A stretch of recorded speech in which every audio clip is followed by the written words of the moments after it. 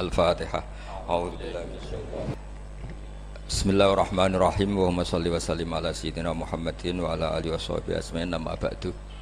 Saya Nawawi itu kan kalau nanti sinau tafsir Munir dan saya punya rencana membaca tafsir Munir entah kapan. Tadi saya pernah sinau khatam, saya takriri. Itu beliau ngendikan gini, fa inna ma'rifata sifatillah iku la tu'rafu illa bisulub. Saya masih ingat, beliau menghentikan tidak asalib tapi sulub. Sulub itu jama'i salbun. Karena kita memastikan sifat-sifat Allah itu akal kita, muntaha aklina, puncak akal kita itu hanya mengetahui lewat sulub, lewat sifat salbiyah. Misalnya begini, terus saya cek lagi di kitab Ihya, karena ini urusan disiplin ilmu, jadi harus ada padanan. Saya membenarkan Said Ramdan Al-Buti setelah melihat sekian padanan di Ihya, di Tafsir Munir, di beberapa kitab. Ini rumah nontonan. Misalnya saya bilang, rumah nonton, gue biasanya nak ilmu logika itu sakarmu gitu. Misalnya tisu ini tak potong terus pecah. Sebabnya terpotong ini karena tak potong apa karena tisu ini lemah? Gak, gue latihan cerdas, ojo latihan lugu, yo. Dia ini pernah tahu mikir, pokoknya dia udah tawakal yang tadi mati, semua nonton dia ini pura-pura wali, gayanya gaya wali dia, mau mikir gaya wali, mau mikir gaya apa? Ya nak wali tenan rawobo, nak wajan malas mikir terus piye. Nah kalau ya para pangeran tapi belum mikir. Ya kalau kaca tak pecah terus kemudian pecah, itu sebab pecahnya karena apa? Karena saya pecah apa karena kaca itu lemah? Lemah lah, nak gak dipecah kan ya ora pecah. Ayo, dipecah lah, nak ora lemah ya ora terpecahkan. Sebabnya apa? Lu kok sebabnya pecah-pecah itu akibat. Takbir. Kau nyari Mustafa.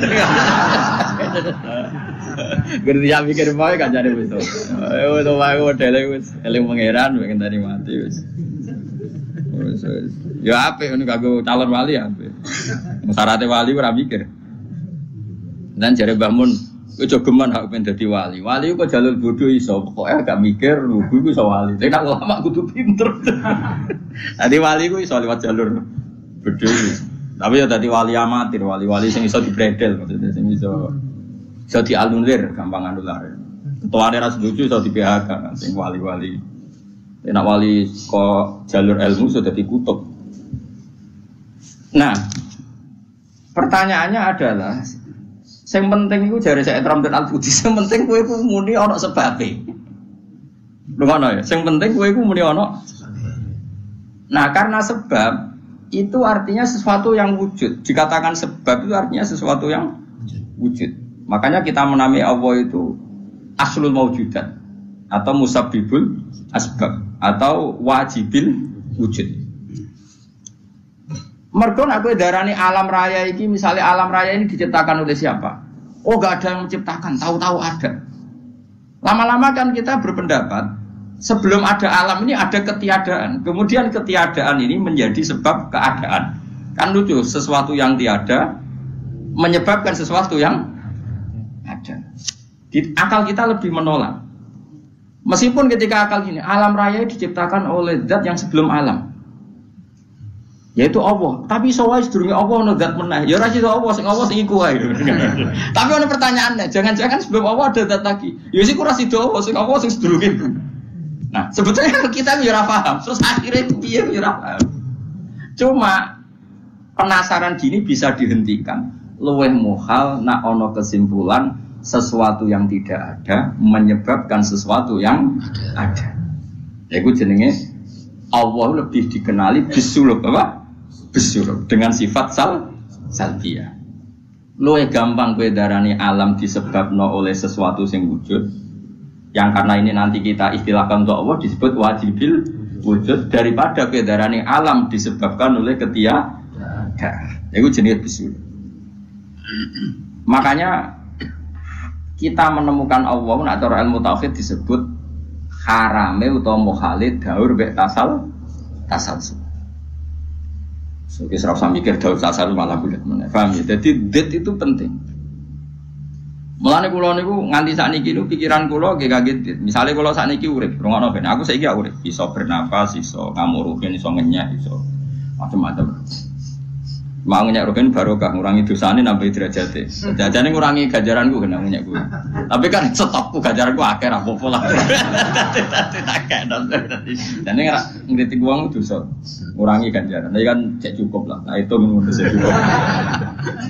Karena misalnya ganjaran mulang itu kan 100 ya. Ganjaran ngenyek loro. Apa dosane ngenyek loro cek 90. Cek susuk. Jadi aku mau ana totalane lah. Ngono.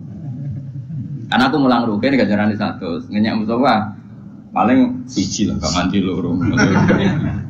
Berarti cek biro 90. Tapi nak ngenyak Mustafa langsung dosa tok. Kan kowe ora mulang dene. Jadi kau jadi roh aku ora oleh. Ayo rungokno ya. Iki penting ya, gue ngelatih tauhid.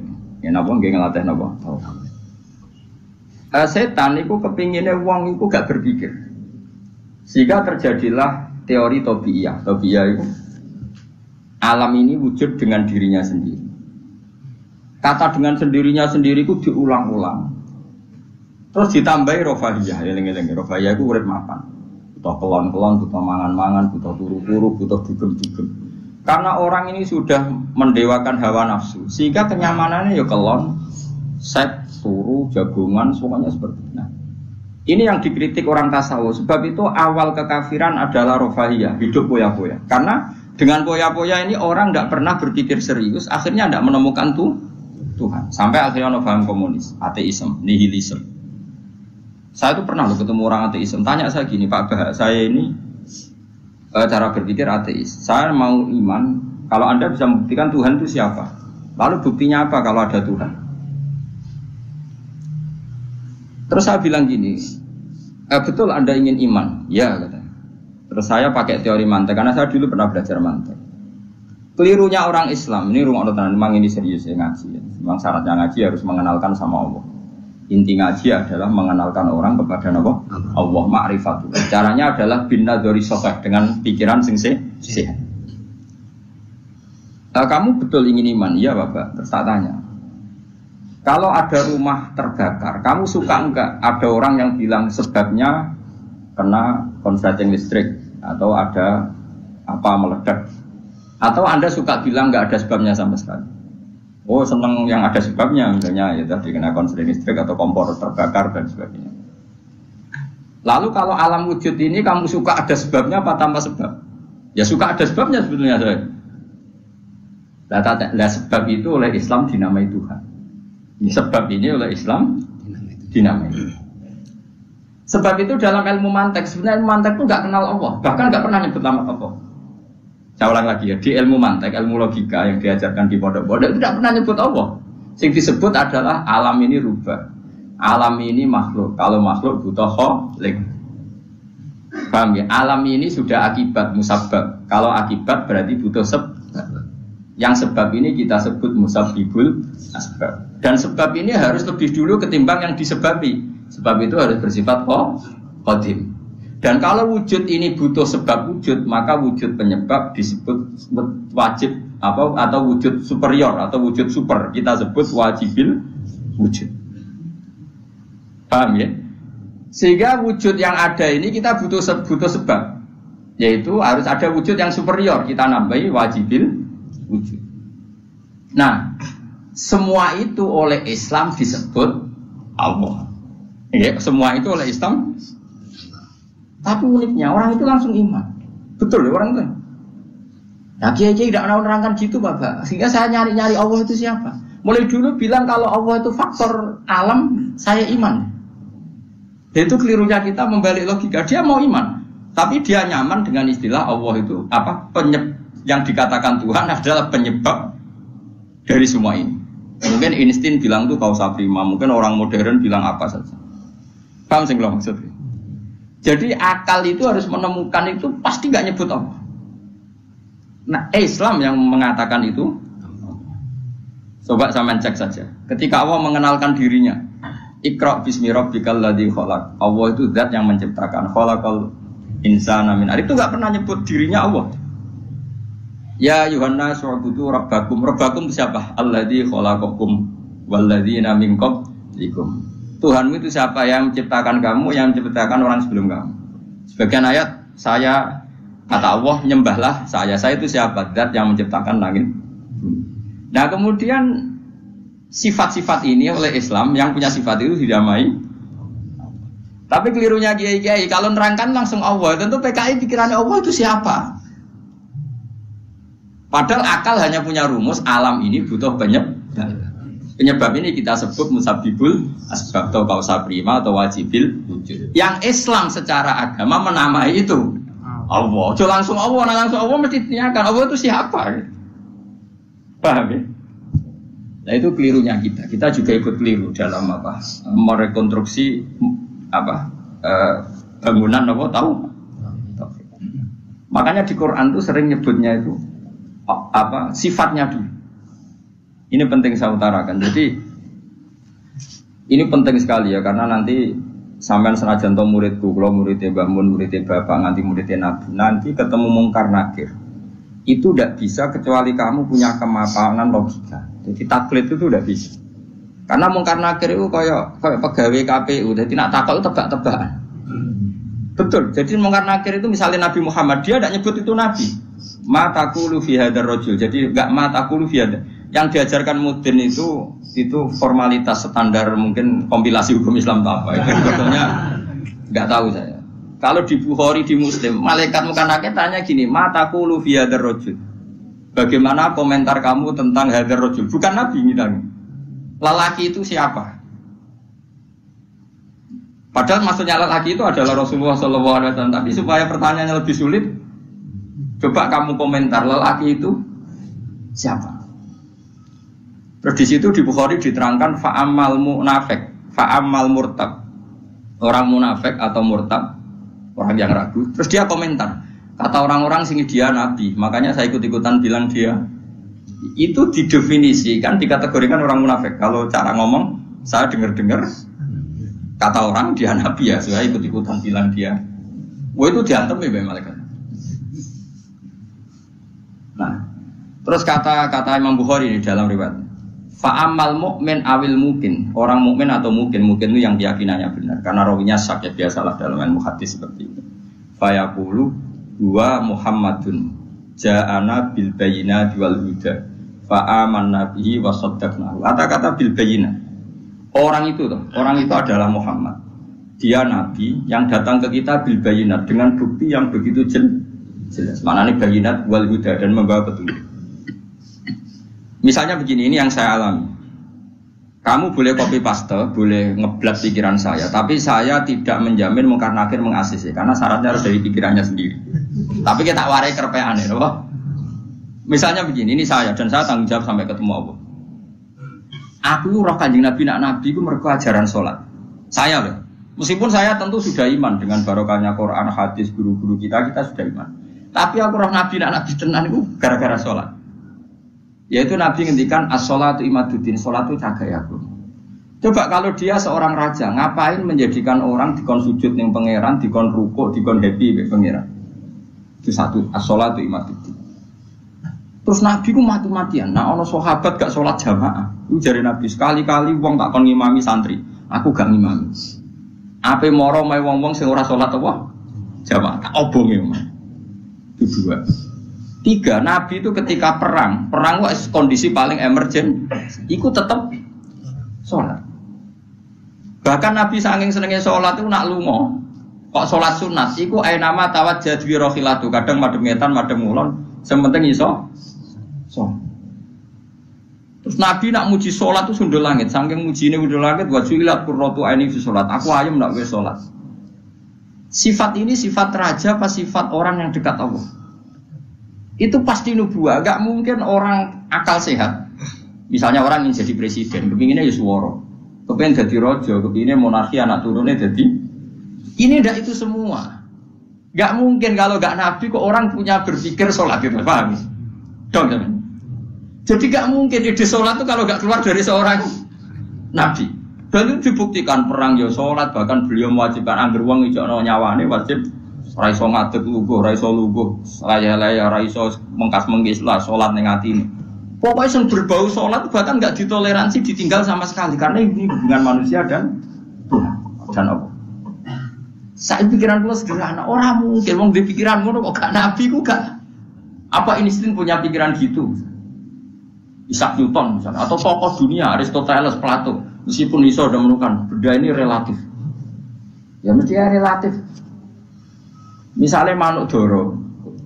Ya rungokno nggih, misalnya manuk apa merpati atau manuk kentilang. Iku cara wong-wong ra manuk yang tidak sangar, tidak ganas. Sing ganas iku manuk apa bidung atau manuk apa elang. Mergo elang iso mangan jerkuku. Iya jare jerkuku elang ku ganas. Tapi jare ular. Jare ular tetep jerkuku apa? Ora iku sing manuk-manuk lemah iku. Empret yo ganas wong gedene korban. Ya ta ora? Lho lah iya, iku kan sesuatu nama pasti nisbi. Wedhus iku ora ganas dibanding macan. Tapi jare kuman-kuman ular-ular sing urip ning turi ganas wedhus perkara dipangan sak. Ya sandung-sandung ngene kok. Artinya apa? Insting pinter ngono iku aku ya iso maksudnya iku. Tapi nabi ku unik idene iku salat. Terus pangeran iku buta seksi. Ben dadi seksine nabi ku bahkan orientasine salat iku bojo. Mulane jare kula kudu utang jasa Ibnu Hajar Asqalani. Karena apa nabi bojone akeh. Wong paling cangkem elek iku wong wedok. Lha iku bojone Nabi ku pirang-pirang, kudune kan mangkel. Wong jenenge ana marwah akeh kudune mangkel. Tapi terus ditakoki kenangane wek Nabi ku ya salat. Jare Aisyah, di bojo gandeng Nabi ku ya repot. Aku wis turu ning ngarepe, terlentang ngono ku ya tetep tinggal. Salat. Bojoku dhe kenangan kok kowe ngono to ora. Artine Nabi ku gak melu salat bojone sing dimaru wae ditakoki wong ku kenangane yo. Salat jare Aisyah, aku wis terlentang. Bahkan kuntu bene yadehi kal janazah. Nabi pas sholat itu aku dengar kok Aisyah wayu berarti. Nah kok bojomu kowe ra mbok terusno kan ana sebabe gitu. Nah sabot terusno sebabe apa kira roh. Elek judes elek melarat sembuh ngono. Iku jare Aisyah, aku terlentang kok janazah. Nak Nabi ngadeg, aku tak jujurno. Nabi nak sholat suwi. Engko nak aku keturun, kok nak ndekne ape sujud, falho masani biadi. Terus aku didudul. Terus sikilku tak ingkar. Terus Nabi punya ruang apa? Jadi Nabi dulu kalau mau sholat itu ya di bali yang dipakai tidur. Orang kalau saya gaya-gaya nonggon sholat atau berarti gue sholat pagi. Nabi ku masyhur sholatnya nonggon kasur sih tidur dulu. Gono kasur ya borat pokoknya gon apa? Jadi orang gaya-gaya nonggon saya kan gak suka gono ruang apa? Sholat nganti ono sawang ya Allah. Enggak tak tapi rata apa? Nabi itu sederhana. Lagi-lagi kenangannya apa? Sholat. Kayak kenangannya istri-istri Nabi sampai do iso nirokno sholatin Nabi. Ummu Aiman itu tanggane Nabi duwe anak dadi cadal rupane Anas.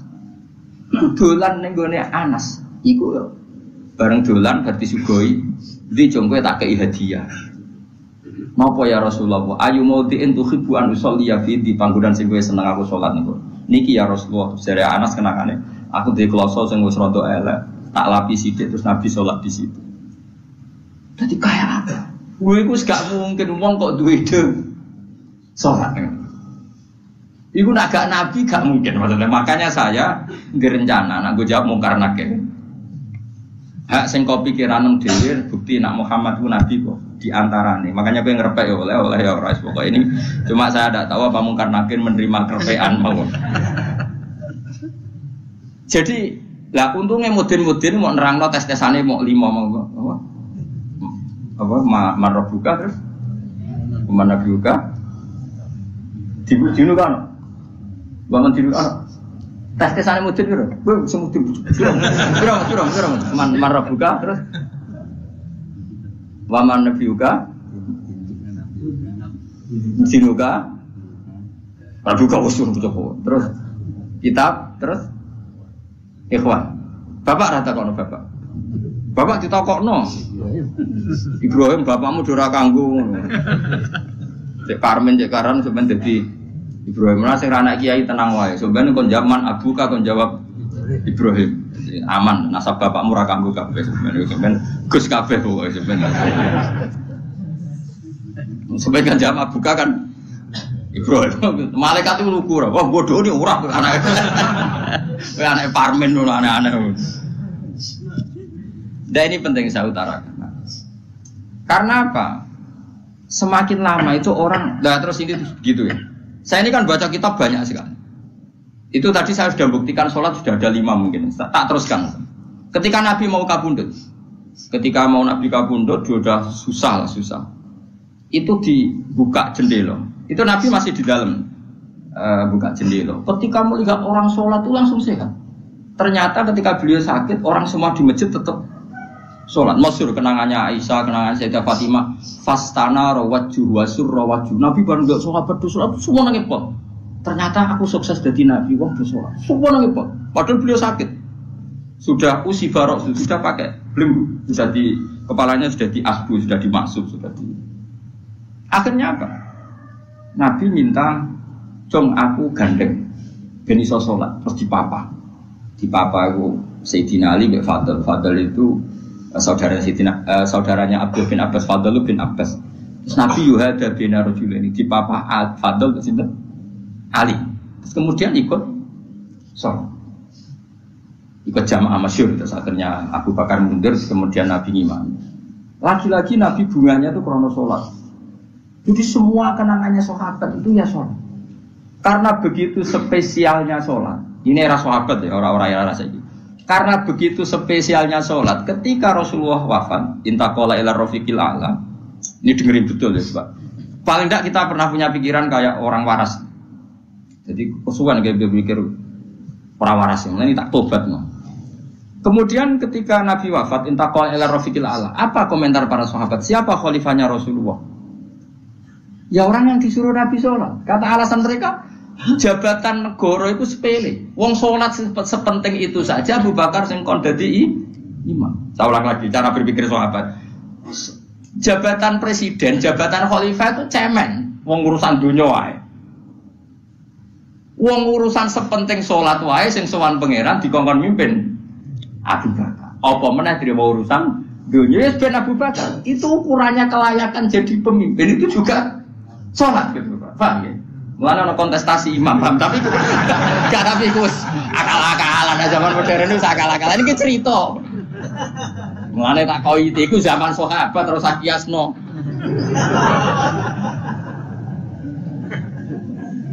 Tapi sampean pernah dengar toh ketika sahabat milih Abu Bakar alasannya apa? Karena Abu Bakar ditunjuk ngimami sholat.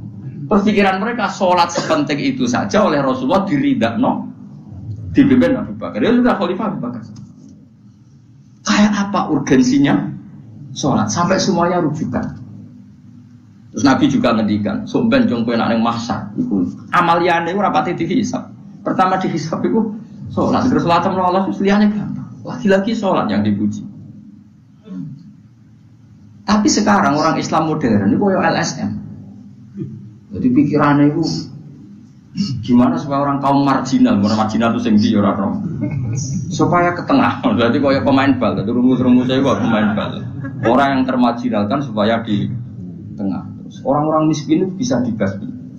Oleh basmi piye malaikat Mikail ora kepen ngresken ngentekno.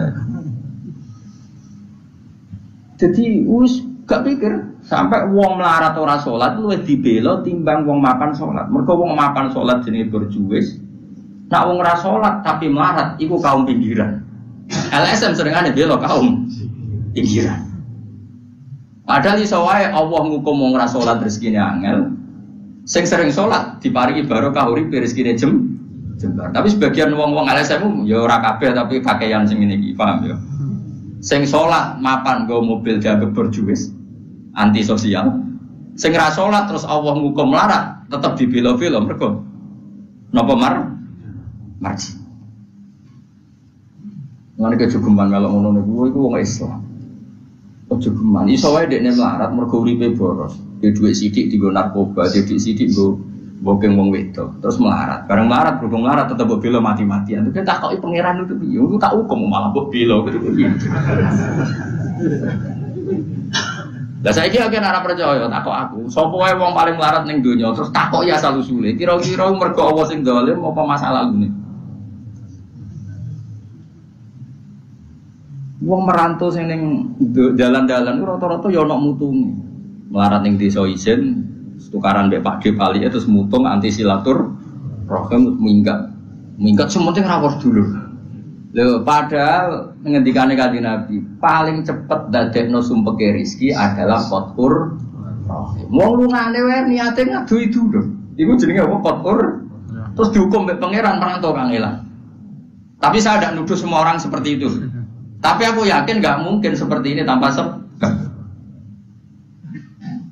Tuh bila-bila nih. Mereka kowe mau dikoidah marginal berjuis, apa? Marginal. Kalau pikiran ini terus, nanti kita kayak zaman PKI kan. Saya tuh punya kenalan gus-gus banyak di Kediri, di Madiun, di mana-mana. Itu dulu PKI Madiun, PKI Kediri, PKI mana-mana di daerah sana itu. Mangkel kiai, jadi kiai dianggap kayak bos berjuis.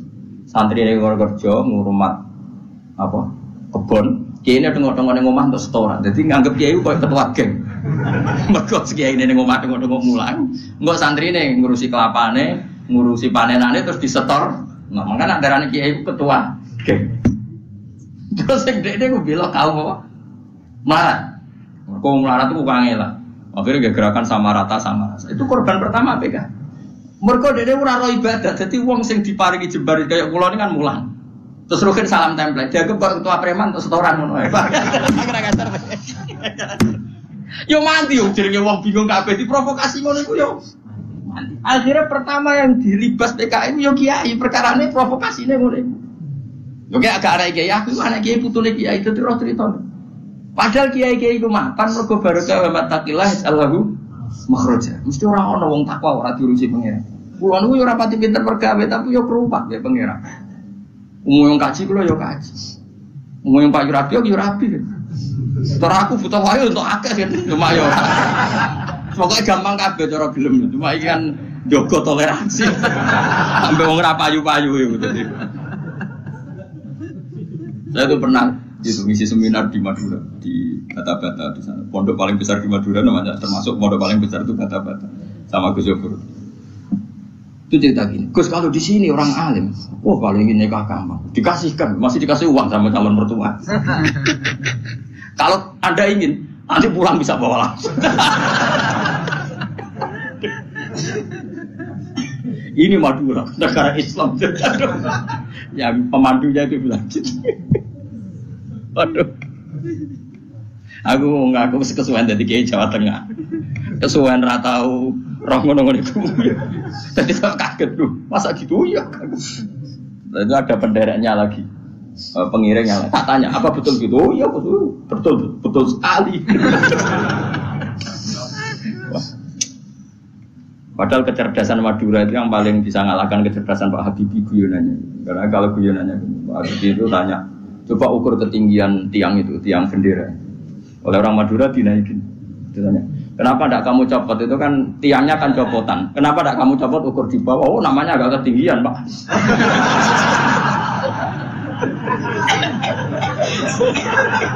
Makanya guyonannya itu.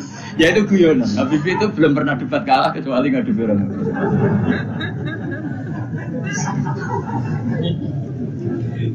Tapi di sana juga gitu guyonan. Tapi memang orang Madura itu nak guyon.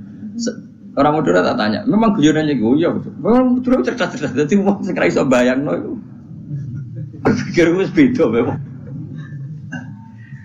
Nah, perasaan saya di sana itu kayak di Thailand karena pulaunya terpisah terus bahasanya beda. Jadi kalau orang Madura ngomong sama orang Madura kayak ada di Indonesia juga. Kayak di Thailand. Nah ini cerita supaya kamu tahu. Jadi berkah betul ya di Indonesia itu lama itu ada Madura, ada Sumatera, ada Banjar. Kalau orang Banjar lebih hebat lagi. Orang Banjar itu di mana-mana pakai bahasa Banjar. Sama seperti orang Madura, di mana-mana orang pakai Madura. Dan orang Banjar, kenapa saya bilang lebih? Ya, karena memang sebuah Banjar, ya, karena Madura itu induknya kan Syekhona Khalil. Ya, tentu yang kita tahu yang modern. Banjar itu punya indukan namanya Syekh Arsad, siapa? Syekh Arsad bin Abdis Somad. Syekhona Khalil itu ngaji sama Syekh Nawawi Banten. Padahal Syekh Nawawi Banten masih ngaji sama Syekh Arsad bin Abdis Somad, Banjar. Itu uniknya orang Banjar itu. Meskipun hidup di mana-mana pakai bahasa Banjar. Termasuk kiainya siapa yang di Kholi besar di Banjar itu? Siapa itu? Di mana? Ustadz Zaini itu? Enggak, kampungnya apa? Ijen. Sekumpul ya. itu ngajinya di Bangil. Kamu kira ngajinya di mana? Ngajinya di Mbah Zaini itu ngajinya di Bangil. Tapi jangan kira sama orang Jawa enggak, sama orang Banjar. Ngajinya di Bangil. Dan kiainya ya orang Bangil, tapi beliau orang Banjar. Mucalnya ya pakai bahasa Banjar. Sehingga orang Bangil enggak bisa ngaji sama kiai itu karena ini bahasa apa? Jadi sudah hidup di Bangil itu tetap pakai bahasa Banjar. Kalau kita kan Islam Nusantara, jadi kayak saya itu sering dapat SMS, entah berapa sampai lupa lah jumlahnya. Gus, saya ini orang Sunda, tolong ya kalau ngaji bahasa Indonesia. Kadang orang Kalimantan, orang Sulawesi.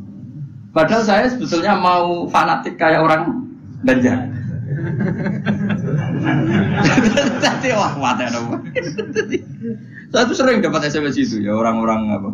Jadi youtuber itu. Gus tolong kalau ngasih pakai bahasa Indonesia ini nggak sama sekali nggak paham bahasa Jawa. Ini cerita. Jadi saya mohon sekali ya. Jadi tauhid itu kuatkan. Kalau kamu tauhidnya tidak kuat, cari ditnya. Cari apa? Ditnya. Kalau kamu melogika Allah tidak kuat, lalu sebelum Allah siapa? Kalau masih ada siapa, yaitu saja yang Allah, bukan yang lain. Pokoknya Allah harus yang paling awal. Lalu kalau kamu itu masih janggal, tetap akal kita luwih gampang nompo alam ini wujud karena sebab timbang wujud tanpa sebab. Lha iku jenenge dit. Paham ya? Karena lebih gak masuk akal sesuatu yang tidak ada menciptakan sesuatu yang ada. Artinya kalau kamu bilang sebelum alam ini ketiadaan, berarti ketiadaan penyebab wujudnya alam. Ya malah gendeng bareng. Barang ra ono kok wujudno barang sing ono. Oke, milih gedeng apa waras? Waras. Makanya agama ini kaumi yakinun bagi wong sing waras.